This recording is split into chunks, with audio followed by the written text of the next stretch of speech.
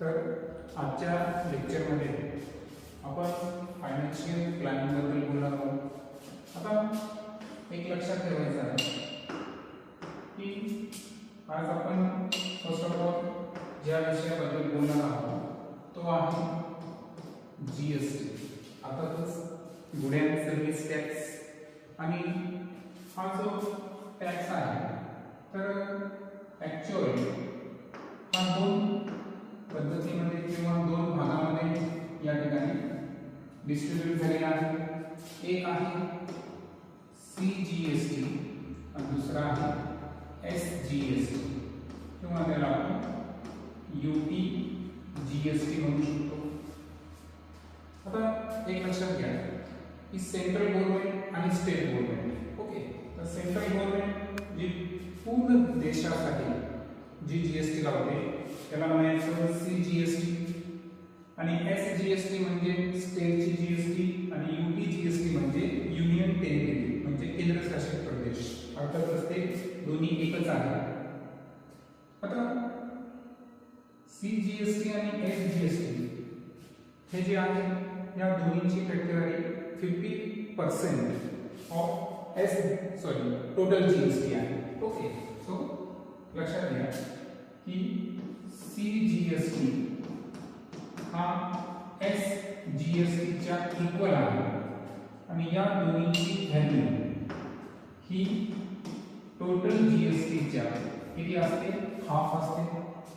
म्हणजे जीएसटी चा 50% पोर्शन हा CGST आणि 50% पोर्शन हा SGST चा असतो। सो हे आहे या संदर्भातलं पहिलं बेसिक। सो सपोज आपण कन्सिडर करू की गव्हर्नमेंटने एखाद्या वस्तूवर जीएसटी म्हणून 100 रुपीज जर या ठिकाणी इतका अमाऊंट गव्हर्नमेंटने या ठिकाणी रिसीव केलं तर याचा अर्थ काय असतो, तर याचा अर्थ असा आहे की यावर जी CGST आहे, तर सांगितलं मी तुम्हाला CGST काढायचं असेल तर GST च्या आपण काय करणार, हाफ, आणि सो 100 चे हाफ जर घेतले आपण तर ते असणार ₹50 आणि तितकीच अमाऊंट ही SGST सुद्धा असणार। सो SGST जी आहे तर ती सुद्धा किती असणार, ₹50च असणार, कारण त्याचा सुद्धा फॉर्म्युला सेम आहे। जीएसटी ला आपण 2 ने डिवाइड केलं तर डेफिनेटली त्या ठिकाणी SGST निघते। आणि म्हणून जर आपण असं कन्सिडर केलं की एक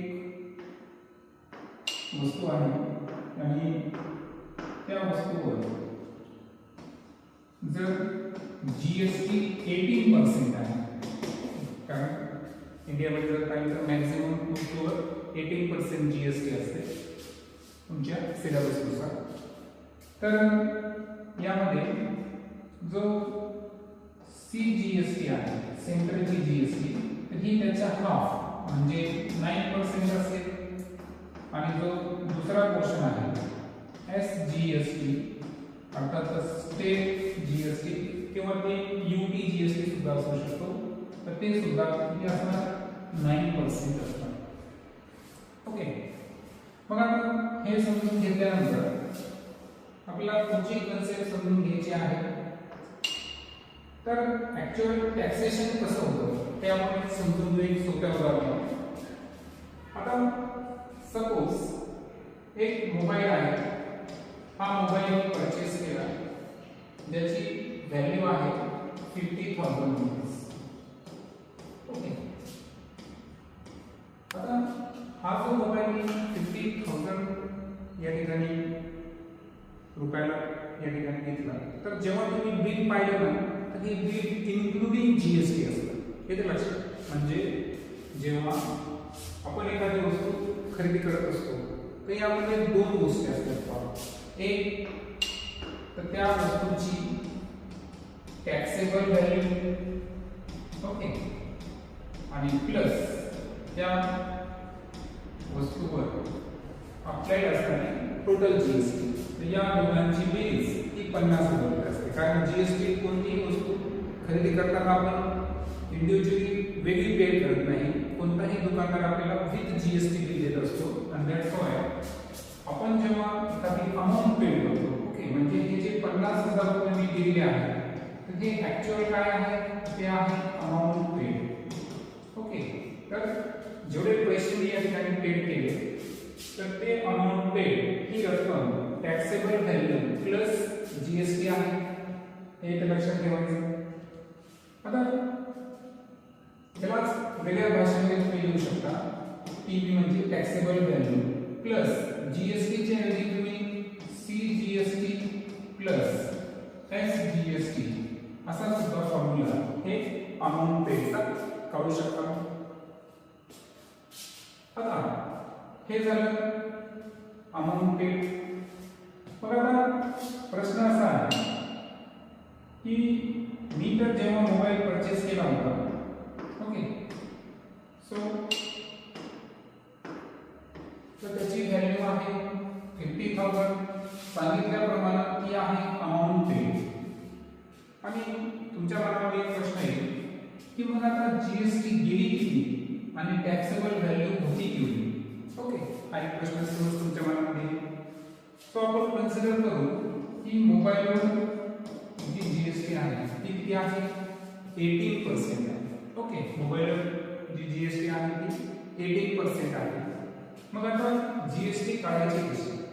सो टोटल जीएसटी जर काढायची असेल आपल्याला तर ही जीएसटी निघते कशावर, ही जीएसटी निघते टॅक्सेबल व्हॅल्यूवर, येते लक्षात. सो टोटल जीएसटी जी आहे तर त्यामध्ये आपल्याला काय करावं लागतं, जीएसटी चे जे पर्सेंटेज आहे, ओके, सो जीएसटी चे जे पर्सेंटेज आहे, ओके, ते पर्सेंटेज त्याला आपल्याला पर्सेंटेजला 100 ने मल्टिप्लाय करायचं आणि त्यानंतर जी टॅक्सेबल व्हॅल्यू असते त्या टॅक्सेबल व्हॅल्यूला त्याला मल्टिप्लाय करायचं. ओके, आता आपल्या केसमध्ये जर पाहिलं आपण तर आपल्याला टॅक्सेबल व्हॅल्यू दिली नाही.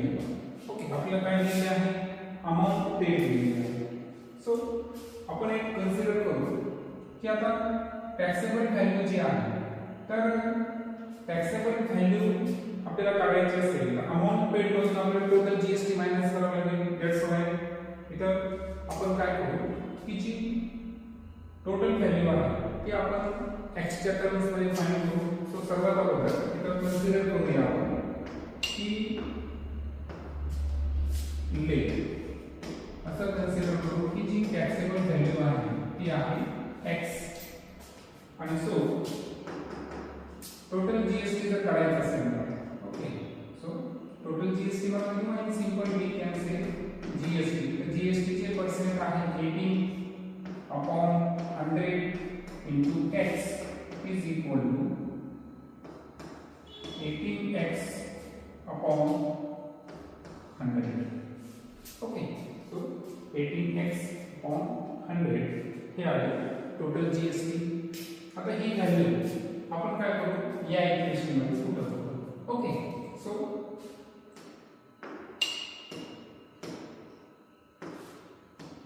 सपोज म्हणजे हे जे फॉर्म्युला आहे त्या फॉर्म्युला मध्ये पुट करायची. अमाऊंट पेड जी आहे ती आहे 50,000.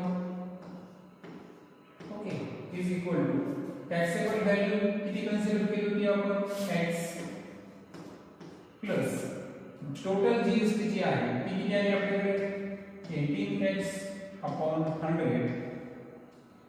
आता डिनोमिनेटर मध्ये 100 असते तर आपल्याला माहित आहे की आपण सर्वच राशीला 100 ने मल्टिप्लाय करू.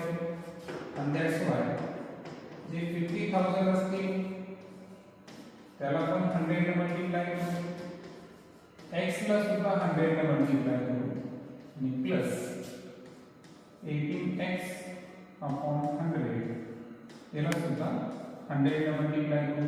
So 100 get cancel. आणि सो इथे जर काय आपण तर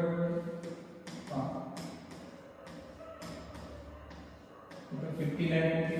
okay, so x into 100 is equal to 100x plus 18x. So overall जर पाहिलं तर 118x is equal to 50 lakh. तर इथे आपण 100 ने मल्टिप्लाय केले. ओके, आणि या केसमध्ये x is equal to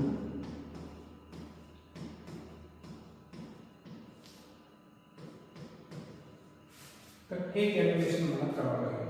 आणि ह्या कॅल्क्युलेशन नंतर आता जी व्हॅल्यू दिली तर ती व्हॅल्यू या मोबाईलची काय असणार, ती असणार त्या मोबाईलची टॅक्सेबल व्हॅल्यू. म्हणजे टॅक्सेबल व्हॅल्यू जी काढणं आहे हे फार म्हणजे इतकं इझिली नाही. आणि सर्वात महत्त्वाचं लक्षात घ्यायचं की अमाऊंट पेड जी आहे ती आपण पेड करत असल्यामुळे टॅक्सेबल व्हॅल्यू जी आहे तर ती टॅक्सेबल व्हॅल्यू आपल्याला इतकी कॅल्क्युलेशन केल्यानंतरच आयडेंटिफाय होणार आहे, हे लक्षात ठेवायचं. आणि ही जी व्हॅल्यू आहे ही एक ओके 42,372.88. ओके, सो ही झाली आपली x काय केली ते आपण टॅक्सेबल व्हॅल्यू. आणि फर्दर मग आपण इथं जीएसटी जे आहे ते सुद्धा या ठिकाणी कॅल्क्युलेट करू शकतो. जेव्हा की जीएसटी काय होतं आपला 18x/100. तर या पद्धतीने आपण कॅल्क्युलेट करू शकतो.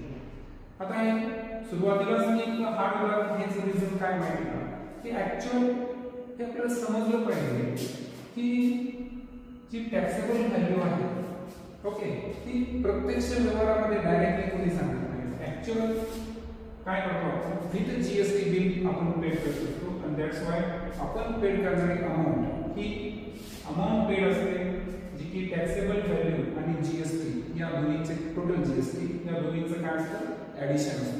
हे इथे लक्षात ठेवायचं. तर आता फायनली जर काय आपण तर आपल्या लक्षात आलं असेल की आपण दोन गोष्टी शिकलो आहोत.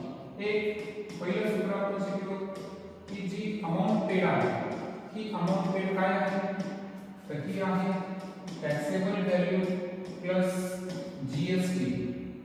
आणि त्यानंतर टॅक्सेबल व्हॅल्यू तर घेऊच आपण प्लस जीएसटी काय आहे total CGST plus total NGST. Okay, ही एक गोष्ट आपण शिकलो. क्लियर. त्यानंतर दुसरी जी गोष्ट आपण शिकलो तर ती आहे की जी जीएसटी आहे ओके तर याच्या हाफ हे कोण असतं सीजीएसटी सुद्धा असतं आणि एसजीएसटी सुद्धा असतं. मग ती अमाऊंट असो का पर्सेंटेज असो.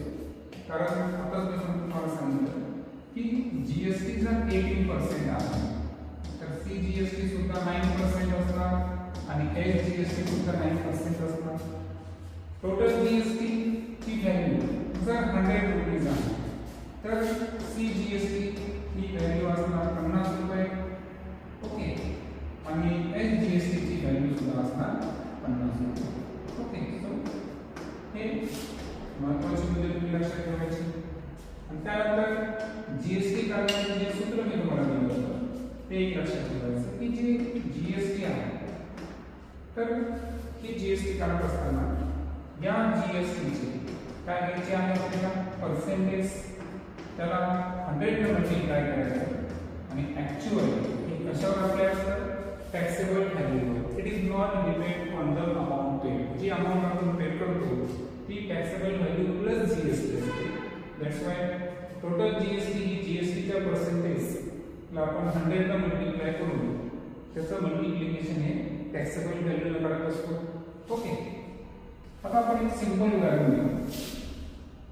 या उदाहरणामध्ये आपलं सेकंड एक्झाम्पल की एक टॅक्सेबल व्हॅल्यू आपण घेऊ है ना. सपोज टॅक्सेबल व्हॅल्यू आहे आपल्याकडे 12,000 रुपीज. ओके, सो 12,000 ही टॅक्सेबल व्हॅल्यू आहे. आणि त्यानंतर जी जीएसटी पर्सेंटेज आहे सो जीएसटी पर्सेंटेज जी आहे ती मी घेतो या ठिकाणी 12%. ओके, वस्तू आहे की जी बेसिक आहे तर त्याच्यावर जीएसटी दिली असणार सो 12%.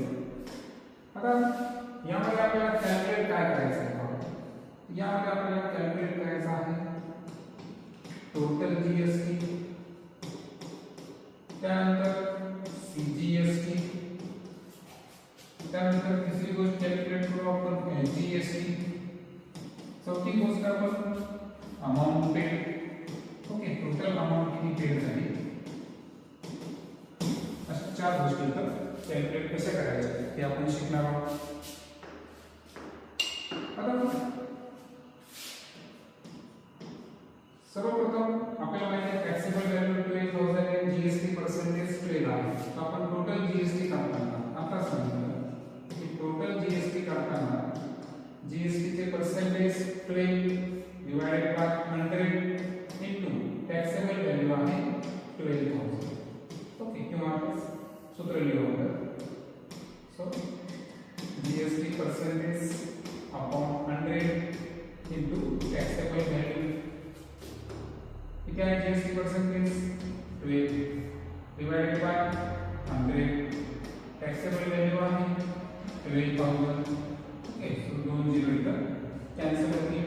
12 चा स्क्वेअर आहे 144 आणि 0. सो या केस मध्ये जी टोटल जीएसटी आहे ती आहे 1440. सेकंड केस मध्ये आपल्याला फाइंड करायचं होतं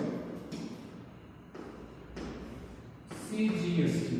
तर सीजीएसटी जी आहे तर सांगतो मी तुम्हाला, तर ती ऍक्च्युअल काय आहे जीएसटी च्या हाफ. सो जेव्हा याच्या आपण हाफ घेऊ तर की व्हॅल्यू किती 720. तिसऱ्या केस मध्ये आपण बघू एसजीएसटी.